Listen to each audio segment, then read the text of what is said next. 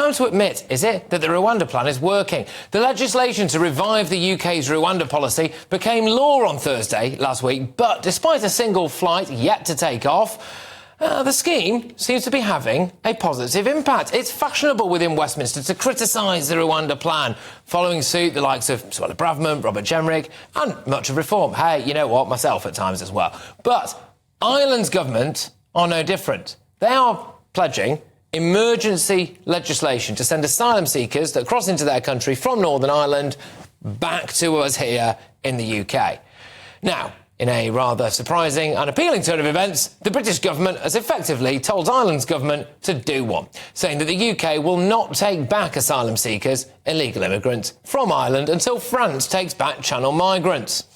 I'm joined now by the leader of Reform, Richard Tice. Richard, thank you very much. Look, very critical of the Rwanda plan, which I understand. However, we started seeing clips of illegal immigrants saying they wish they'd never come here because of Rwanda. Oh, dream on. And the Irish, well, they've seen it. And the Irish saying that they're seeing floods of people who don't want to be sent to Rwanda. It's working. No, it's not. Absolute nonsense. Patrick, over 7,000 illegal migrants have crossed the Channel this year. Sadly, 15 or so have lost their lives doing so, in the knowledge that, in theory, they're going to be arrested, detained and deported to Rwanda. So, no, it's not a deterrent. And this nonsense with the Republic, there's no evidence, actually, of the numbers that the Republic are claiming. But there is a huge irony. I mean, Chris Heaton-Harris jumping around as the Northern Ireland Secretary, saying that the deterrent's already working. I mean, the man's having a laugh. He must think we're all stupid, for heaven's sake.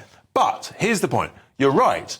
The irony of an EU nation claiming that actually freedom of movement in the island of Ireland, all of a sudden, that's been there for 100 years, that's now not allowed. It's very simple. If they want to send those back to the UK, then we'll send 120,000 back to France. But I wonder how Macron's going to adopt to that. The whole thing, these EU nations, they need to stop being so selfish and actually focus on what works. They are now looking, Richard, at replicating a third-party country like we're doing, which really does imply that they think that the Rwanda plan is going to work. Absolute nonsense. Look, there's no way they're doing it. There's no way France is going to take 120,000 back from us, right? The only way this stops is you have to pick people up out of the boats and take them back to France, which we're legally entitled to do. No government minister has proved me wrong on this. We know it works. Belgium did it. It stopped the boats. Well, so what the government is saying that actually we don't have international waters, so we can't do it. So it would always involve us. It would always involve us having to go into French waters. She's patently wrong. And that's different to what the Australians did. No, it's not.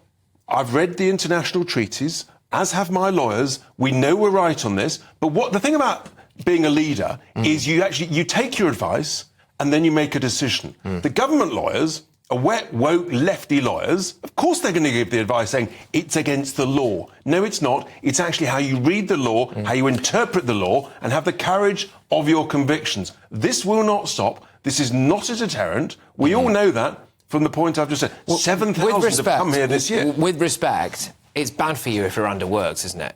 It's not going to work. We know it's not working. But it is bad for you if it works. It's already not working. Right, but if it does work and planes take off and the numbers reduce, it's awful for Reform UK. It's the end of April and the numbers are up about 24, 25% this year. We know it's not working. It's a joke. One of two things will happen, right? If the flights take off, the boats will keep coming, right? Or the lefty lawyers will stop the flights taking off.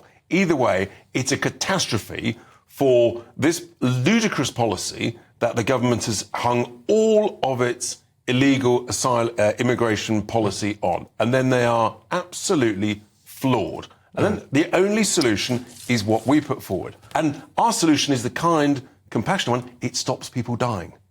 OK, and one thing that I think is good to come out of this now, right, is that the people of Ireland, I feel very sorry for the actual people of Ireland, OK? I feel very sorry for them because they've been led, I think, by donkeys, and they are now finding out what, mass illegal immigration means, rapid population growth, rapid demographic change. But if people are leaving the UK, flooding across the border into... I'll tell you what it means. It means that Ireland is even more generous than we are. Well, they are, but they are because they let them work. They are because they let them work. I'm sorry for. I'm sorry for the British citizens, because it's us that are paying the bills, it's us that are suffering in our communities, it's our hotels that have been closed, it's our jobs that have been destroyed and smashed. Why don't we ferry them? Why don't we ferry them over to illegal... Northern Ireland and buy a few hotels up on the border with the Republic and shove them all in that and wave them over? No, what we should do is actually return them to France and stop the boats coming over.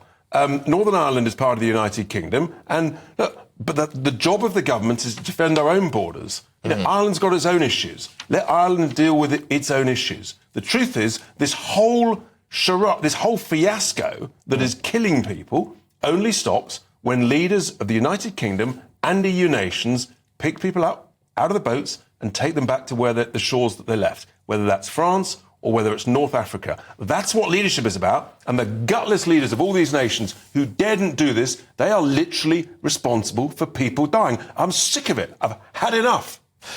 Ursula von der Leyen, who we played a clip of it earlier on in the show, has done a huge amount of discussing how diversity and multiculturalism is Europe's greatest strength.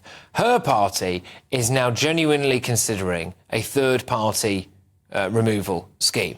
I mean, that is, whether or not you think those schemes will work, that is embarrassing for the European Union. Oh, it is. I mean, you make it sound like Pickford's, you know, sort of.